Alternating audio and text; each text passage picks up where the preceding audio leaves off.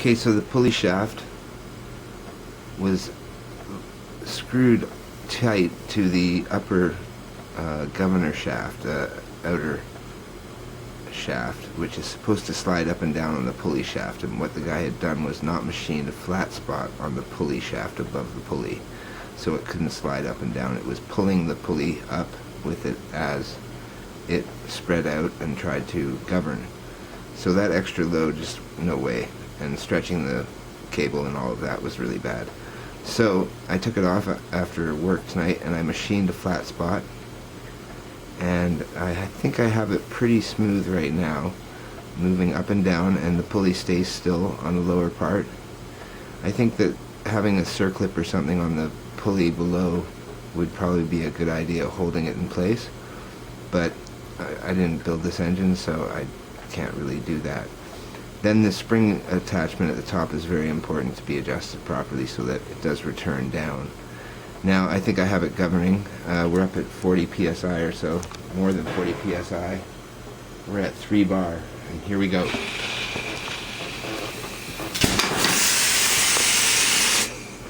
Bear with me a moment here. A little bit too high a pressure perhaps.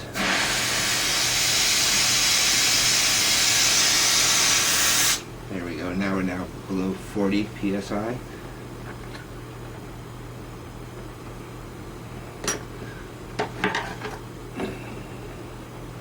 Wearing my leather gloves, of course.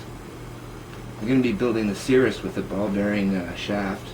2 ball bearings, 1 on each end. That will be the Cirrus model in the next week or two. Okay, let's try this once again. Holding the camera is very difficult while doing this, so I have to turn on the steam and get this thing going. Okay.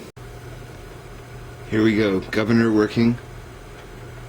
And you'll see the pressure building up in the hose as the governor actuates and backs off the pressure from the boiler. Excellent movement. The flat spot is working on the shaft, and the arms are set up properly, I think. So let's check it out. Full steam at 32 psi, and it is governing. Watch this. As I push it back down,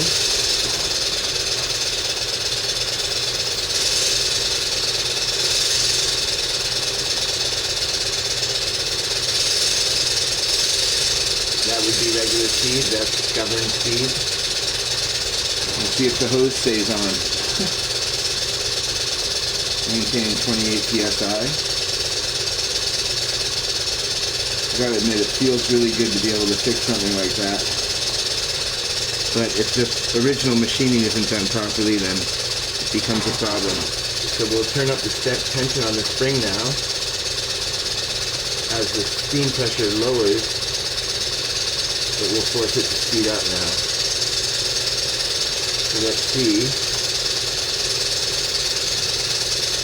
If we put a load on, it increases the steam pressure. As the load comes off, the governor comes back into effect. As we put a load back on, it increases the steam pressure. And as that shaft wears, it will greatly improve on its movement and accuracy and response to the load. So it might actually help to put some auto sol in there and run it at a high pressure for a while. I'll turn up the fire a bit here. We can start generating some steam.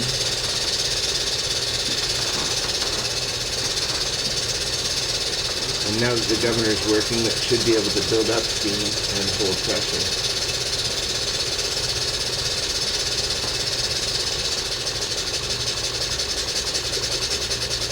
Increasing power as the governor gets shut off. Under load, that's full steam pressure right now at only about 19 psi actually.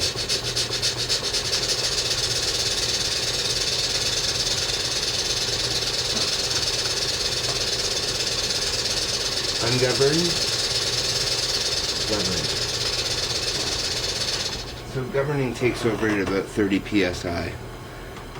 Under that, it really doesn't affect the performance of the engine, but above that, it drops the power of the engine. So at 80 psi, you would have a governed engine, and under load, it would probably balance out around 40 or 30 psi with power.